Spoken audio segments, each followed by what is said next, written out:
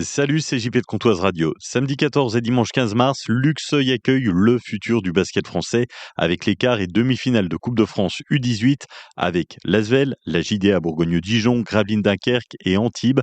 L'entrée est gratuite. Le futur du basket français vous donne rendez-vous samedi 14 et dimanche 15 mars au Palais des Sports de Luxeuil-les-Bains.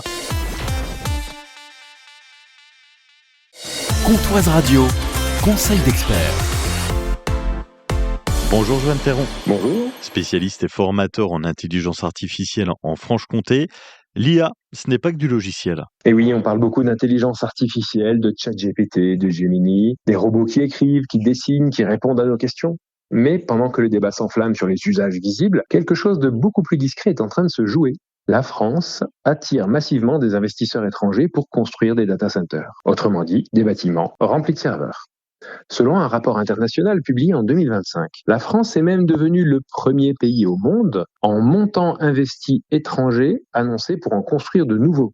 Attention, cela ne veut pas dire que nous avons le plus de centres de données au monde. Les États-Unis restent très largement devant. Mais cela signifie que les investisseurs choisissent la France pour implanter les prochaines capacités de calcul. Alors pourquoi ? Bien d'abord l'énergie. Un data center, ça consomme énormément d'électricité. Or, la France bénéficie d'une électricité au prix relativement stable et peu carbonée grâce au nucléaire. Ensuite, la géographie. La France est un carrefour numérique entre l'Europe, l'Afrique du Nord et le Moyen-Orient. Marseille est même devenue un point stratégique pour les câbles sous-marins.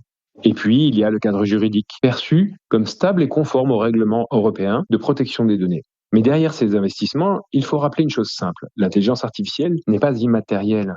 Dans votre téléphone, elle semble invisible. En réalité, elle repose sur des bâtiments, du béton, du refroidissement, des mégawatts. Aujourd'hui, les data centers représentent déjà une part significative de la consommation mondiale d'électricité. Et cela pourrait fortement augmenter avec l'usage de l'IA.